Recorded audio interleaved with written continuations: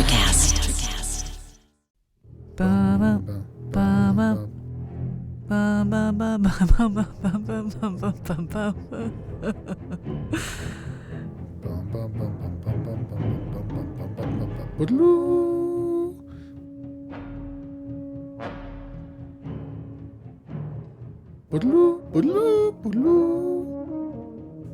What up, and welcome to Or Whatever Movies. I am your co-host, Iris, and I'm here with my older brother, Wesley.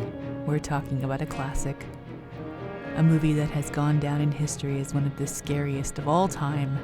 Currently streaming on HBO. Jaws. The 4th of July movie. Do you agree?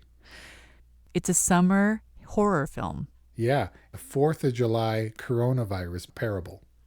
Created in 1975. How prescient. This thing predates me by a number of years. Predates me also.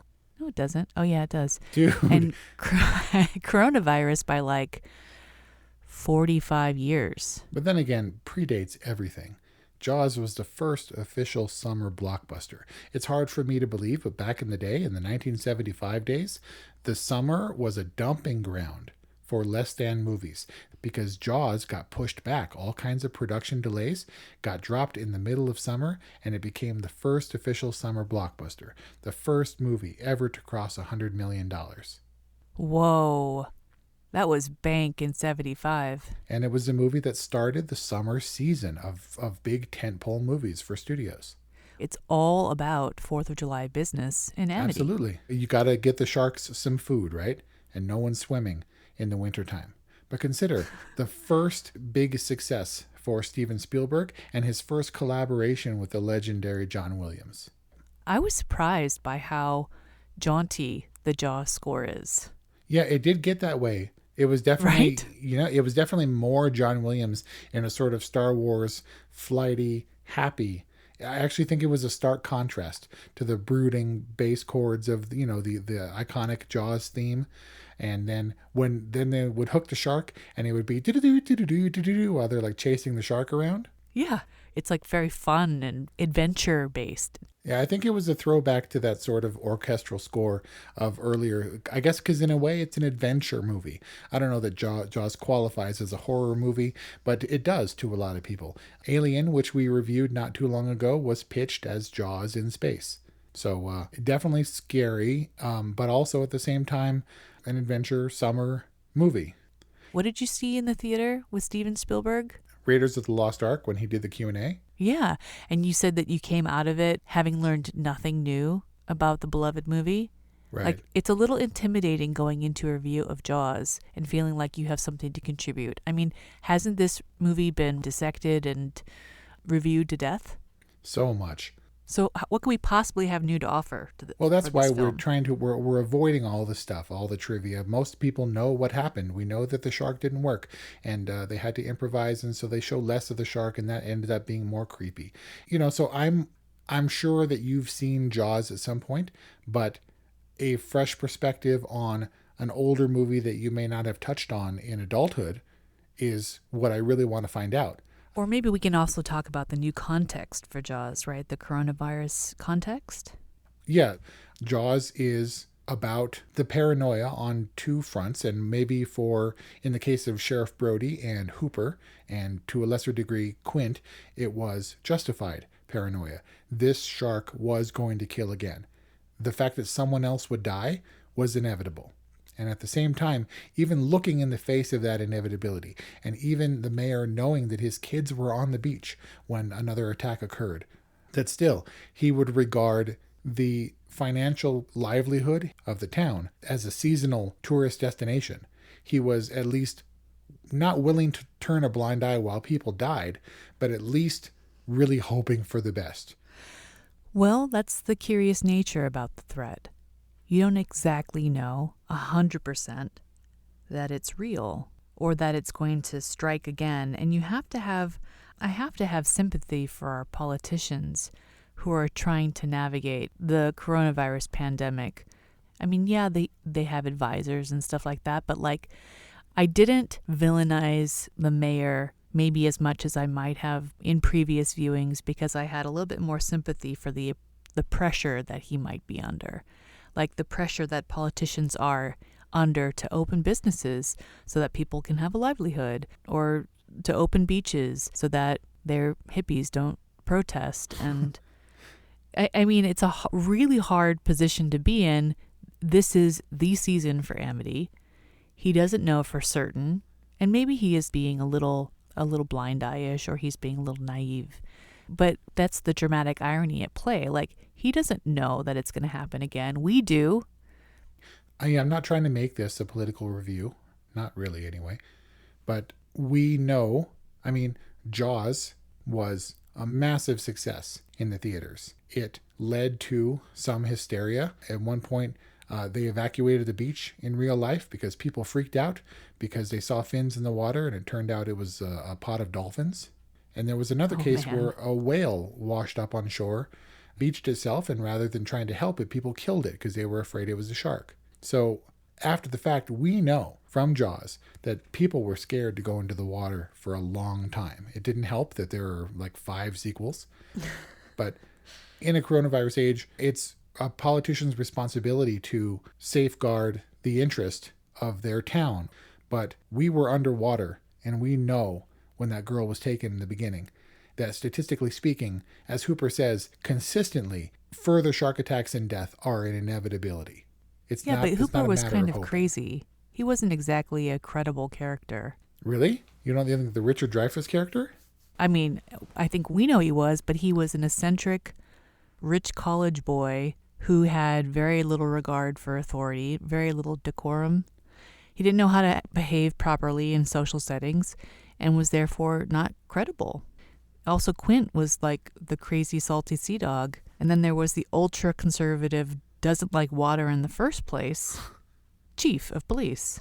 Yep. Like all of these very not fun, uncredible characters trying to keep people safe.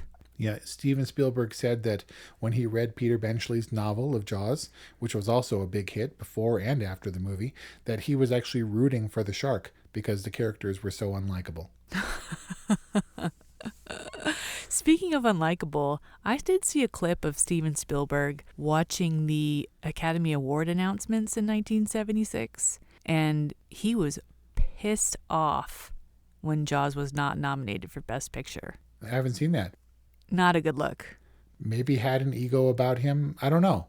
That's interesting. But you know what I do love about the Academy Awards for Jaws? What? John Williams obviously won for Best Score. It's regarded as an iconic score and one of the best of all time. And when his score was nominated, and rightly so, don't know if he expected to win, but when he did, he was conducting the Academy Orchestra at the time and had to leave the pit of the orchestra, run up and collect his reward, and then run back down and play himself off. That's pretty charming. I take it back. Jaws was nominated for Best Picture. It did not win, but it was not nominated for Best Director. Interesting. And that's what he was pissed off about. Yeah. I mean, these days, do you think Tom Cruise is pissed off every time he's not nominated for actor? Or Steven Spielberg is pissed off every time he's not nominated for director? I think that they're beyond these things now, right? I mean, when Steven Spielberg follows up Jaws with Close Encounters and E.T. and Indiana Jones and Jurassic Park, my God, you wouldn't even think that the awards or accolades, they'd be nice, but how many more Oscars does Steven Spielberg need? But I think this movie being a success was kind of luck. It didn't go very well. He had a really hard time. There were questions. This may have been a precursor to Titanic in that people didn't expect it to do the kind of box office business that it did because none of their original intentions came to pass. Is he a good director for failing to execute the movie that he originally intended and picking up the pieces and getting what he can and then piecing it together, and it turned out that it was more effective than his rubber shark could have been in full frame all the time? Yeah, I mean, I think there was a little bit of luck in the result of this movie, and I also think that that's kind of the key to humility as well. Like, humility is acknowledging that, you know, some things aren't totally intentional, and some things happen fortuitously, and you can take credit for a lot of it, and some of it you can't. And that's how you can keep perspective on on your craft. And I think he's realized that because Spielberg has certainly had misses, and he gets back on the horse, the war horse, sometimes. Yeah, he gets ready to play again. What I found interesting about this movie is that I cannot conceive of Richard Dreyfuss as being a young guy. He was briefly a college student in The Graduate, popping up in the background, and other than that, everyone, Quint and everybody in the mayor, they call him young fella in this movie. And to me, he always looks like old Richard Dreyfuss to me. So it's really weird to think of him as a young guy, but absolutely, hands down, number one standout in terms of actors in this movie. Kelly turned to me and said, well, what else has Robert Shaw been in after Quint? Because I found out that Robert Shaw was only 47 when he played the grizzled old sea dog of Quint. I would have pegged him at least Really? 15, 20 years more than that. Well, he needs to be at least 55 for his USS Indianapolis story to make sense. I guess so, but he was only 51 when he died 5 years after this movie was released. He was a storied and famous actor that Richard Dreyfuss looked up to. I was very moved by his story of the USS Indianapolis. I was kind of shocked to find that it was actually true, or a lot of it was true, that the Navy ship was delivering Little Boy and that it sunk and that all of these sailors were like picked off by sharks until 4 days later they were rescued. But I think that I don't know if he started the character archetype, but he's known as the half man, the one who's had experience with the monster and that always dies in the end. Like he shows up and he always has a scar, or he's missing a limb, or he has some battle wound to show for his experience, and he's the one that knows. He's the half man who is pegged and marked for death. But that doesn't make him any less legit, right? I mean, Quint was the sea dog. There's no other way he could have gone to his watery grave. The old salty dog who told the legends of yore and tales of the sea and how he had came to be the foremost shark expert on Amity Island. But on the same note, Robert Shaw as Quint was drunk pretty much this entire movie. Wait, the actor? Yeah, he was like blackout drunk. That's a legendary tale as well. No way. I don't know how much of it was acting. As a matter of fact, the Indianapolis scene was a scene that he filmed completely hammered and totally botched, and had went on the wagon while filming with some help from Richard Dreyfuss, and asked Spielberg to do that take for what they thought they had in the can a second time the next day, and came in and nailed that Indianapolis scene in a single take, being sober. Yeah, a single take. That was wild. Why does he bust up the CB? Well, I think that the Quint character is interesting because I think he legitimately goes insane. He thinks that he is the master of his domain, and I think he really seriously goes Ahab and deliberately sabotages the boat, overworks the motors, puts himself in harm's way, smashes the CB radio in the event that Hooper would call for help. I think he pits himself against the elements and against his perceived nemesis, and that's all it's going to be. And he doesn't give a damn if Hooper and Brody are put in harm's way. So basically his fate is sealed and he's in it. It's tantamount to Wake busting up the lifeboat because his fate's sealed. I think so. He's going down with the ship. This was the chance he had to finally come for the showdown with his foe of old. It's kind of a story of true character. And I think that was the moment where Quint's was revealed. And for as blustery and annoying as Hooper is, when it comes down to it, Homeboy gets in the cage. Yeah. Or he jumps into the water without the cage. When he comes up on the fisherman's boat, he jumps in voluntarily. Why would he do that? Oh, you mean at night? Yeah. Did it get you? I screamed. So we saw Jaws last summer, I think it was, at Hollywood Forever Cemetery. Kelly and I trucked out there and set up the blanket and everything, and people screamed. I mean, this movie's been around for 45 years. People freaked out. Totally got me. What was that? Was it the dude? It was the fisherman who went out and wasn't seen, presumably to try to catch this shark. They were scouting around at night and came upon his boat, and Richard Dreyfuss had to check something. They flooded the whole area with light, and he dived down and saw the gaping holes where presumably the shark had bitten into the boat. And that was a pretty cheap scare. Even Spielberg will admit that he really wanted one more good scare in there, so he threw that head in, and people freaked out. Well, I think part of the scare was the misdirect, because you're expecting to see a shark nose poke out, and when you Right. see two eyes and a gaping mouth, it's like terrifying. That, and then the other fun, scary misdirect was was when the shark just kind of pops up to say hey, Yeah, when he's chumming and the then water. quietly goes back. That scared me, and then afterwards, like, to relieve the tension, and because it was just like saying hi, it was so funny. Yeah. He just kind of pops up. Yeah, right in front of him. He's got his arm hanging out over the water. And you get that look where Brody stands up and he's like, Yeah, it's pretty funny. But definitely not the scariest scene. I would argue that the scariest, most horrifying scene in this entire movie is the introduction of Quint. They're in the middle of a perfectly civil, maybe not civil, they're in the middle of a perfectly good argument about how to address this shark problem. And then, oh God, and then Quint rakes his nails on the chalkboard, which also sent a shudder through Hollywood Forever Cemetery. When I rewatched Jaws in preparation for this review, I basically muted and subtitled that entire meeting because I cannot ever hear that chalkboard scratch again. Why does that get under people's skin? It's making my teeth vibrate right now.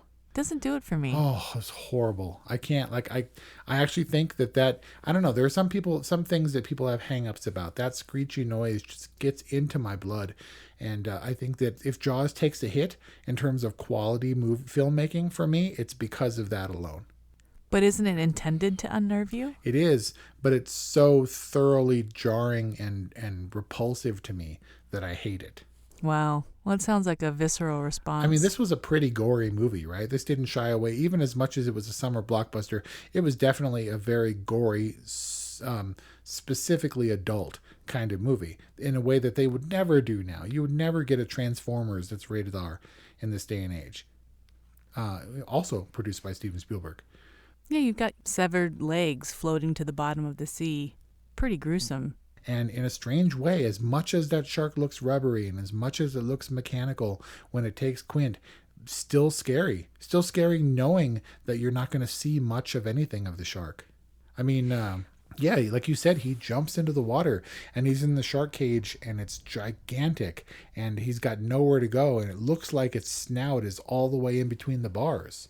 Yep. Look, I don't want to impart too many of the same stories that everybody's heard, but it's worth noting that in order to get the scale right, because they actually had a real great white shark thrashing around in a cage, Hooper wasn't in the cage, so that's why they had him after the fact, had Dreyfuss swim down and try to hide, so they could use the footage of the shark thrashing around.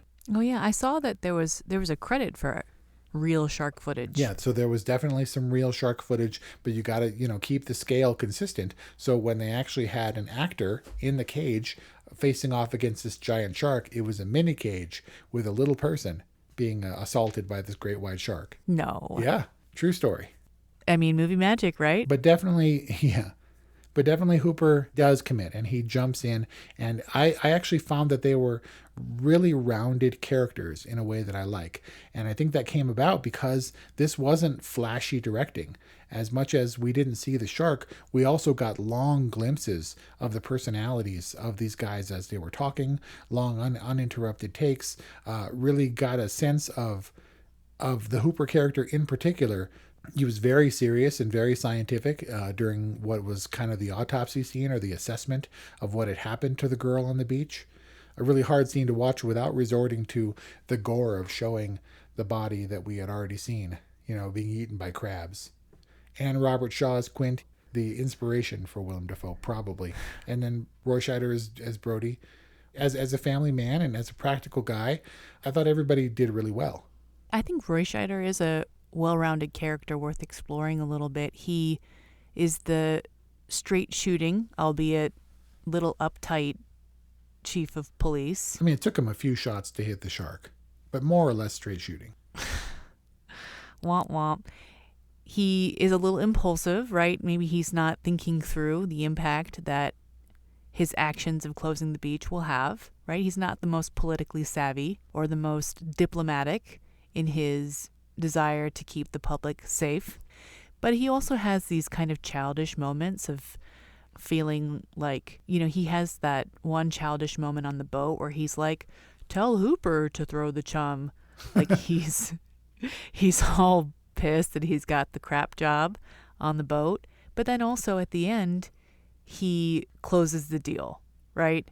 He does what he has to do to complete the mission. He climbs on the mast and he sees a way to shoot the compressed air can, which they set up pretty well, pretty subtly up front. But like he gets the job done. Blows this movie out of the water. Oh my God, you're on fire. So yeah, I mean, for a adventure action horror film, these characters have some real dimensionality. And I think that even if they're kind of unlikable, I mean, nobody wants to hang out with Quint, but he's definitely a well-rounded, likable character. Well, he's likable in the sense that he knows who he is, right? He's arrived. And he lands his arc admirably. But, there's a whole movie that happens before they set sail on their shark hunt.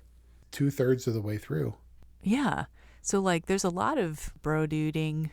Is it all exposition setting up for their last-ditch effort?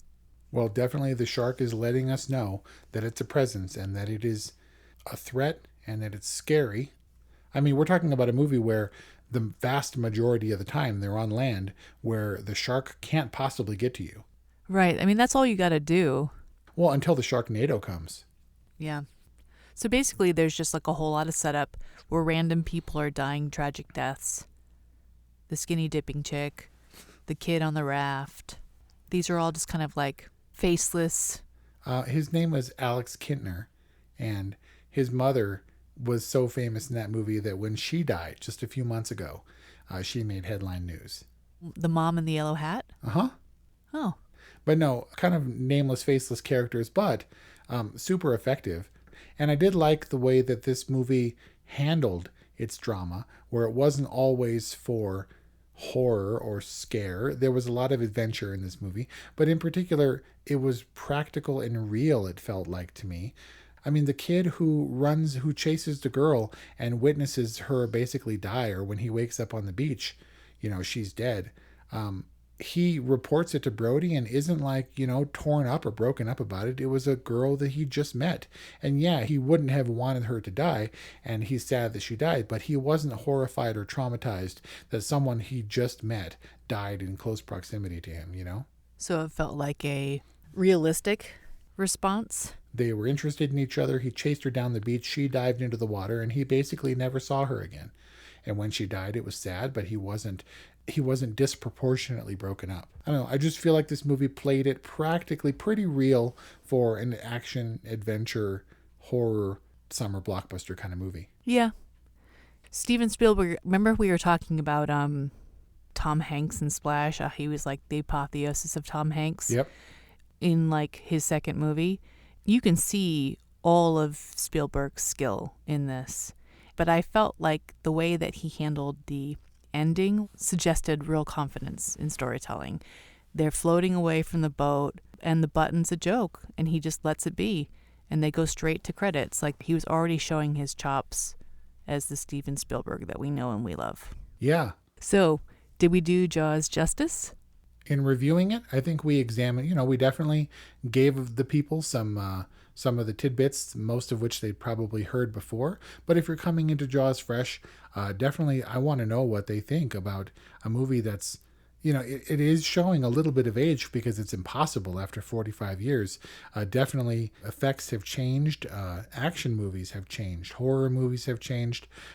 Spielberg has adapted a different style. So it's not like, oh, this is quintessential Spielberg because we've seen so many things from him since.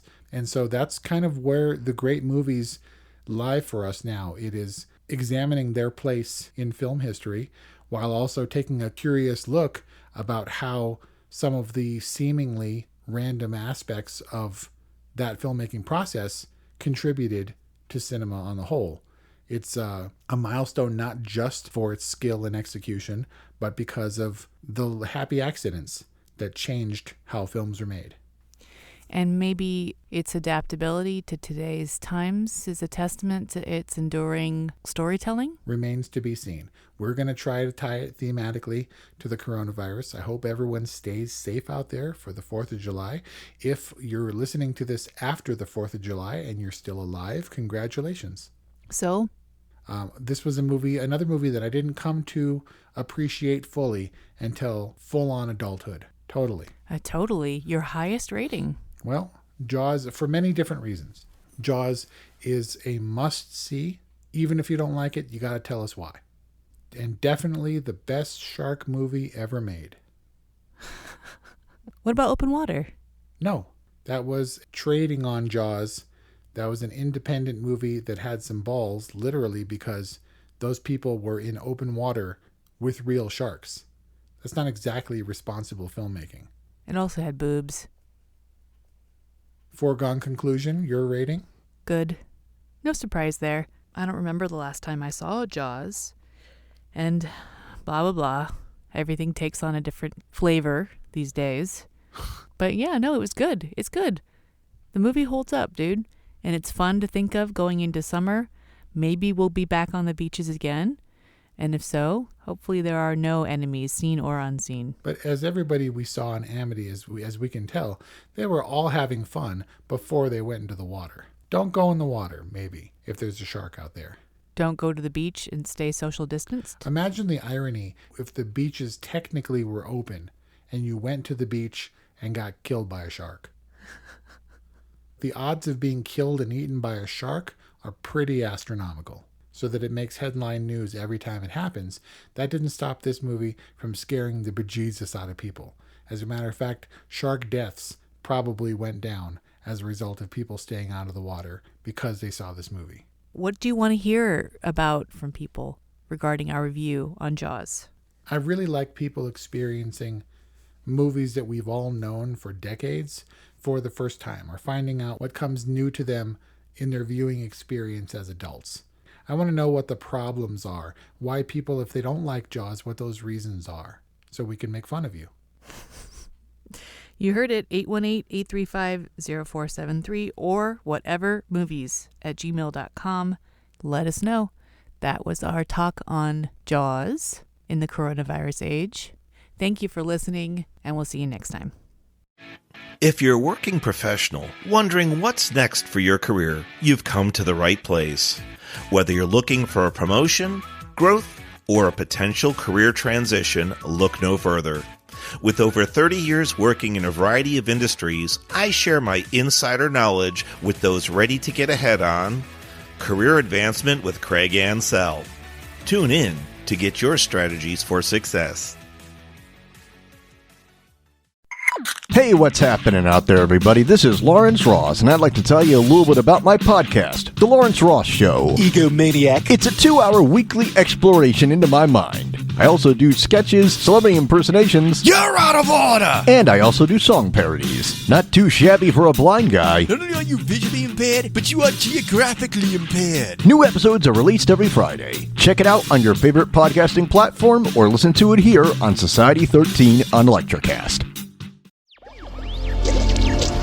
Electricast.